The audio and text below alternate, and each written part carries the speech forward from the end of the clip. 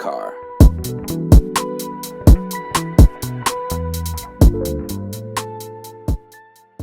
I'm Nascarr from Detroit, Michigan. Born and raised. I used to be in the military in the U.S. Navy, and that's how you found me out here where I reside, out here in Tokyo, Japan. I've been out here in Tokyo since around 2014. I did my time in the service, did my 5 years, got out. Shout out to the ABEs, always and forever. But yeah, did my time and I got out here and found my wife. And yeah, I'm like a Japanese man out here now. What got me into making music was just my love for music. I always was, a kid that just heard melodies and everything. I can't even think of a time that I didn't have music around, whether it be a cassette player, whether it be a CD player, like you name it, I had all of it. I remember growing up, I used to have my radio in my bedroom, and I used to sit there with the tape. Remember when the radio used to come on, and you hear your cassette tapes? A lot of younger guys probably don't know nothing about that. But you sit there and you record your music. They be having the smooth jams and stuff playing. Smooth jazz, B98.7. You sit there and push that thing. You be like, hit the record. You got your record. You can listen to it anytime you want to. But yeah, I started messing around with that. But as far as creating, I didn't start creating music until I was 21. And I had, like most guys, pretty much you go through that patch where you go get your jobs, your labor jobs and everything like that. And it just wasn't making sense to me. I was just like, I don't like this. I don't like this job. I don't like this job. I don't like that. And I just wanted to be a creative. But just like most people, it costs a lot of money to get into, producing or in the music industry in general. So I guess you could say I was kind of down in myself. I'm looking like, I don't want to spend this money. I ain't gonna make nothing of it, whoop-de-whoop. And it took me until I was 21 to invest into my first beat machine, which was made by Native Instruments. I think I got that machine in about 1 month.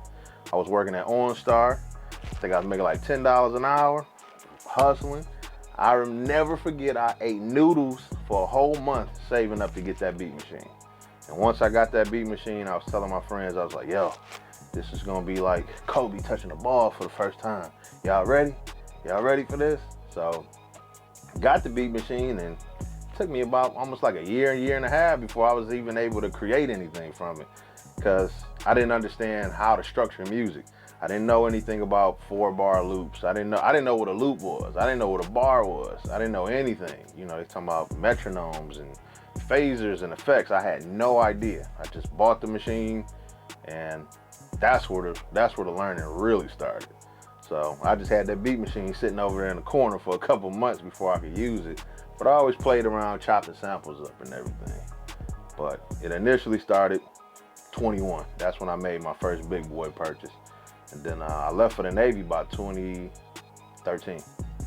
So a lot of the times, my developing years was while I was in the military for producing. And I used to hear that all the time in the Navy. They used to be like, man, your beats is too hard, man. What you doing here, man? I'm like, I wasn't making this before. If I was making this before, I probably wouldn't even join. But it was well needed, and it was kind of like what I consider my hyperbolic time chamber. I did my 5 years, got in, I was able to create without worrying about, the basic necessities, food, shelter, and stuff like that. And the Navy took care of everything for me, so I think it was a fair trade. If I had to describe my sound in one word, boom. It would have to be boom. Real bass heavy.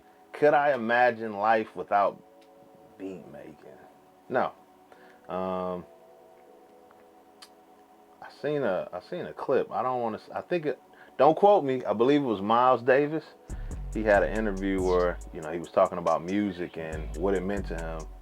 And he was just asking, like, would you make music if you never got paid for it? He's like, of course. Like, and I feel the same way. Like, if I never made $1 off of it, I would still be here every day, still doing it. Thinking of not making music, I think what would be even worse was losing my hearing.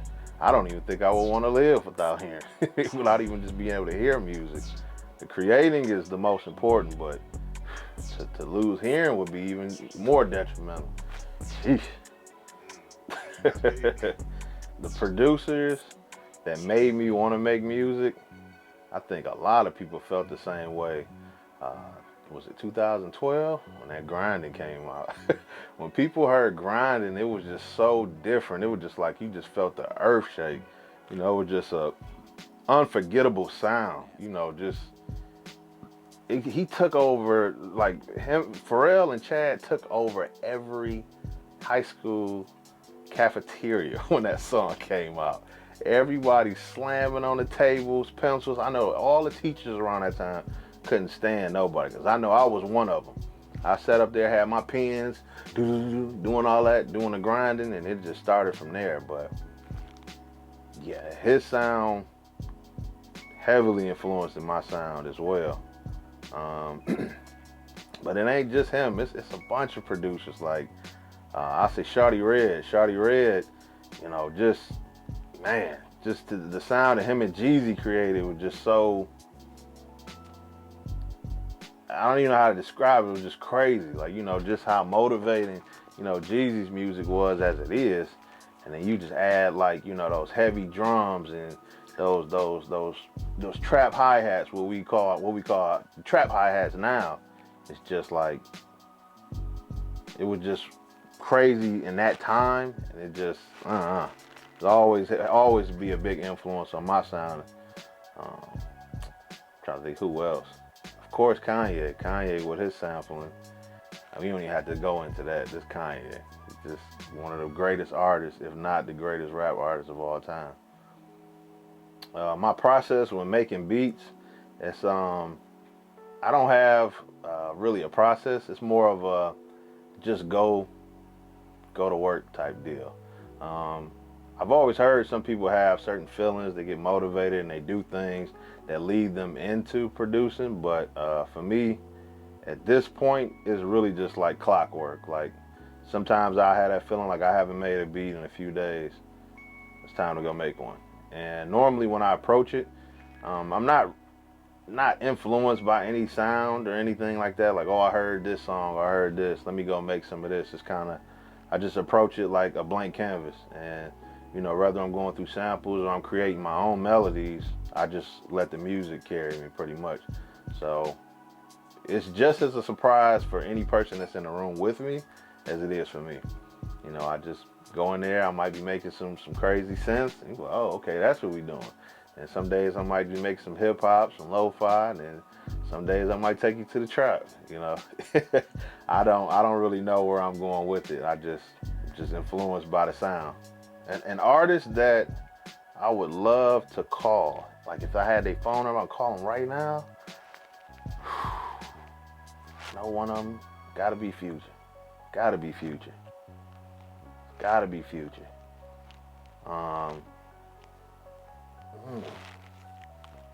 It's a bunch more, but if I had to just pick one, it would have to be Future off top. I feel like Tokyo has definitely influenced my sound and as a person. Like I said before, I've been living out here since 2013. And anyone who's ever lived out here it's just a certain feeling you get. There's a certain energy you feel when you're walking around here. You know, you're catching the subways and the trains or whatever like that. And it's just a real relaxing, safe feeling, you know, and it's, some days, depending on where you're headed to, you might be sitting up there, you listen to your trap music, you getting going, you know, going through the train. But normally I'm really relaxed, and it has heavily inspired me to make a lot more, you know, hip hop, you know, lo-fi, and things of that sort.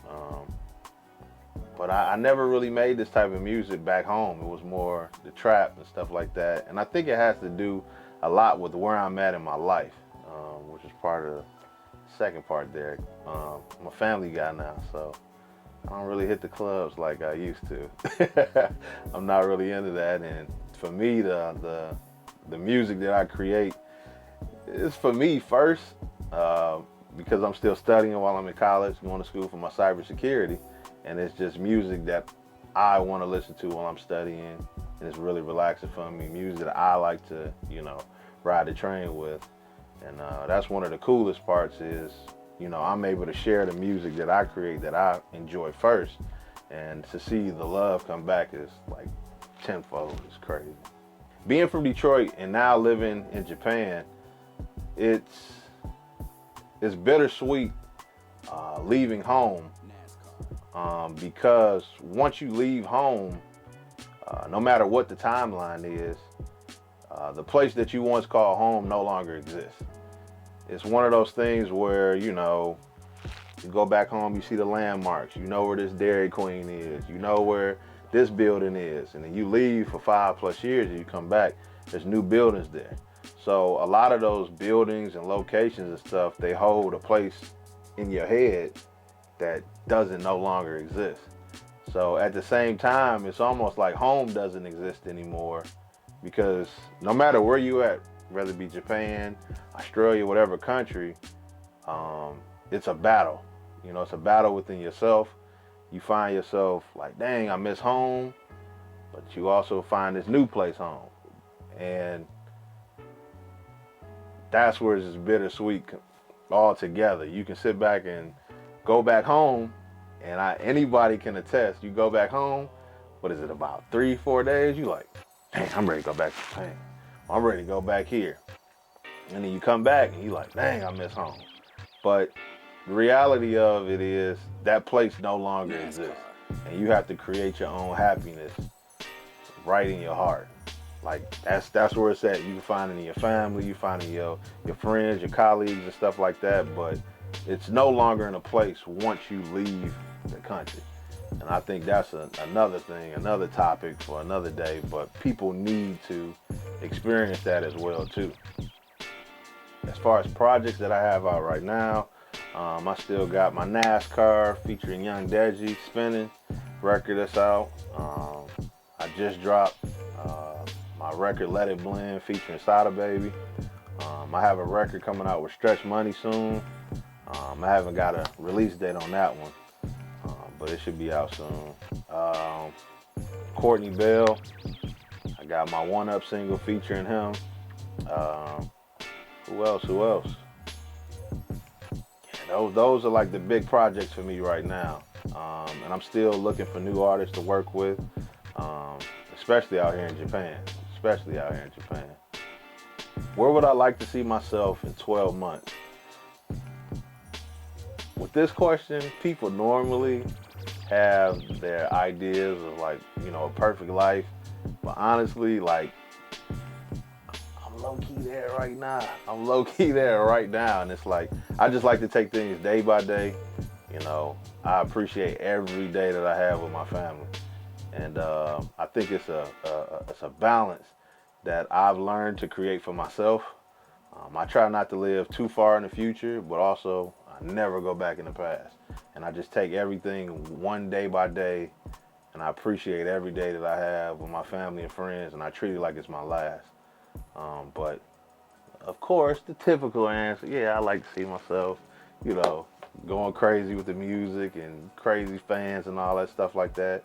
But I appreciate my friends and family and the things that I have right now, and whatever it is to come, I believe God will take care of me no matter what. Name is Nascarr. You can find all of my music on NASCAR313.com. I have my album set up on there, and also like all my links to my Instagram, Twitter, email, and all that stuff like that. All my music on my website is all by donations. Even if you don't want to donate, you can still go to the website. You can still stream everything there for free. Donations start at $1, just $1. But if you want to give $100, I will not stop you.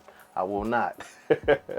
But yeah, everything's there. Check it out. And I appreciate and love every single one of you guys.